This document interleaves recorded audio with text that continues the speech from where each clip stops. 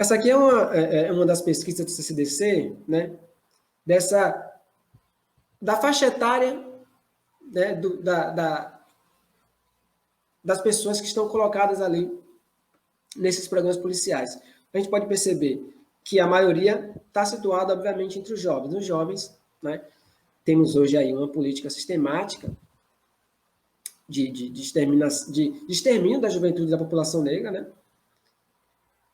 O jovem hoje, negro, ele tem um estigma muito grande.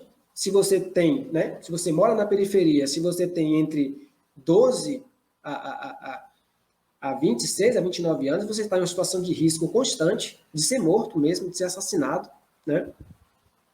E como isso também reverbera, né, nessas coberturas desses programas policiais. Quem está lá é justamente o jovem negro, né, seja enquanto suspeito, seja nas telas desses programas sendo expostos, né, suas famílias sendo expostas de maneira violenta, né? Sempre a família dessas pessoas sempre tem que responder o porquê desses jovens estarem em determinado lugar, né? Elas estão colocadas ali para se explicar, né? E essa ideia, ela remete justamente ao que eu havia discutido anteriormente, desse menor enquanto uma pessoa propensa naturalmente à criminalidade, né? E como isso vai se conformando, né, em práticas, em ações efetivas, né, seja, né, da polícia. A gente tem uma discussão no CCDC, né, de em que medida podemos pensar, né, como essas coberturas, elas incidem nas práticas policiais. Claro, não há relação de causalidade entre esses programas e mortes policiais, mas em que medida podemos pensar como esses discursos, eles chancelam a violência policial, como esses discursos, eles conformam um consenso, né, que chancela essa violência policial que ocorre diariamente. Uma coisa que identificamos muito, né, nas análises dos programas policiais é essa relação muito próxima, essa relação viciada que há entre programas policiais e os programas, e os repórteres, né? Não, na verdade, os programas policiais e a polícia, né? Identificamos que há ali interesses convergentes, né? A polícia, por um lado, né, ela permite que os repórteres tenham acesso às delegacias, um acesso privilegiado, digamos assim, um acesso privilegiado aos presos, os presos enquanto objetos que estão ali colocados para ser expostos, né? E, por outro lado, né, os programas, eles valorizam, né, as ações policiais, eles exaltam, né, as ações policiais, eles colocam em evidência, né, de maneira positiva, policiais. E isso, inclusive, incide, né, no próprio policial em si mesmo, né? Sabemos que hoje, qualquer profissional que tenha uma incidência minimamente, né, midiática, que ele tenha uma ponte, né, com a mídia, de falar, de se expressar, de colocar seu ponto de vista, ele ganha ali um certo status, né? E como esses policiais, eles vão ganhando esse status e perseguindo esse status juntos, né, junto com esses programas policiais. Os programas policiais exaltam, né, esses policiais, falam em nomes, né, major ciclano, major fulano, né, policial fulano, policial ciclano, parabéns ao major. Como esse discurso ele vai chancelando, né, e dando status à polícia, né? A polícia, por sua vez, ela vai permitir, né, que esses repórteres, né, eles tenham acesso à delegacia de maneira privilegiada e aos presos, sobretudo, na medida em que eles também podem, né, fazer o que quiserem. Eles fazem o que querem com os presos, né? Quem assiste a esses programas sabe, né? Quem analisa esses programas sabe que esses repórteres, inclusive, eles não só violam, como são ajudados nas violações. Os policiais, às vezes, forçam, né, os presos a falarem, né? As pessoas que estão ali custodiadas, suspeitos, né, dos crimes, né? Então, você tem essa imagem, essa perseguição, né? Digamos assim, os policiais perseguem essa imagem positiva nos meios de comunicação para uma espécie de valorização política, né, da atuação policial nessas localidades ditas violentas e propensas à criminalidade. Você tem um jogo ali de mão dupla, né? A polícia, ela vai liberar esse acesso a esses programas e eles, por sua vez, vão, né, dar esse espaço, que é um espaço privilegiado, um espaço midiático, para esses policiais, inclusive galgarem, né, posições dentro da corporação da polícia, né? Isso aqui é um trecho, né, de um programa da Bahia, Se Liga Bocão, que traz uma ilustração, né, de como, né, o discurso desses apresentadores, eles estão colocados justamente para exaltar os policiais, né, e que há, né, esse jogo de mão dupla, né. O programa ele vai exaltar os policiais, vai colocar em evidência as ações policiais de maneira positiva, e os policiais, por sua vez, vão permitir, né, que essas violações ocorram ali dentro das delegacias. E o José Eduardo, que era o apresentador do então Se Liga Bocão, ele vai dizer, né, em uma ação policial: polícia vai invadir uma casa aí. Bom, são os sujeitos aí. Parabéns, parabéns à 41ª Companhia. Que beleza de trabalho. E o Major Jutamar. O Major Jutamar aí, é ele que trabalha nessa área aí. E o cara diz: eu não encontrei isso aqui, não tá. Não, estava aqui por uma casa e tal. Agora a mãe se desespera. Mas será que a mãe não sabia disso, não? E aí, numa hora como essa, entra a mãe e entra pai. Ou seja, você tem uma exaltação desses policiais e, ao mesmo tempo, né, ele viola, né, a suspeição de inocência desses suspeitos. Né? Eles já colocam, né, esses suspeitos enquanto condenados. O discurso é sempre esse: exaltar os policiais por um lado e condenar do outro. Os policiais permitem, né, essa condenação, na medida em que eles fazem, né, vista grossa para esses tipos de ações dos programas policiais.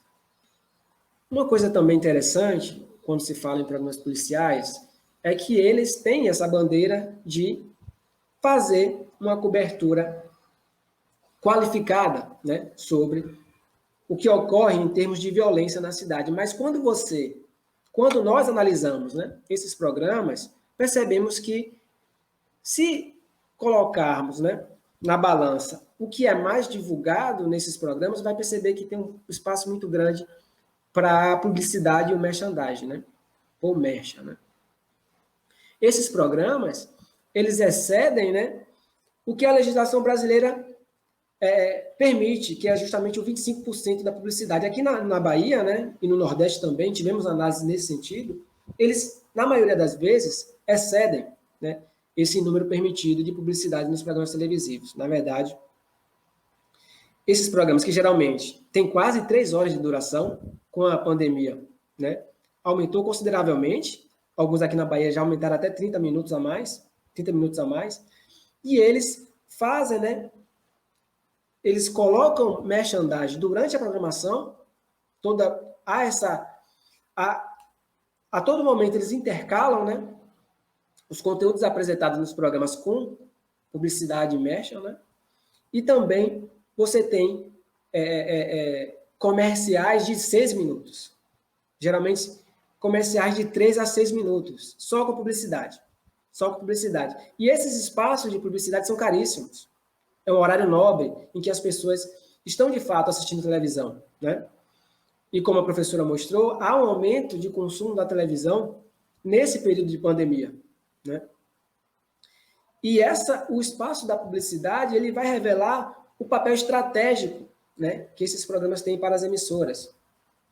Eles estão colocados em praticamente todos os estados brasileiros. Você vai aí desde o Nordeste ao Sul. Todo o estado brasileiro vai ter um programa, mais ou menos, que se adeque a esse modus operandi que estamos falando aqui de programas policialescos, e eles vão seguir sempre, né, essa lógica de dar um espaço muito grande à publicidade e ao merchandising, e falando e defendendo uma ideia de que eles estão fazendo ali uma programação, né, policial. Inclusive, os próprios apresentadores, eles atuam enquanto, né, meninos propaganda dos produtos que são colocados ali nos programas, né?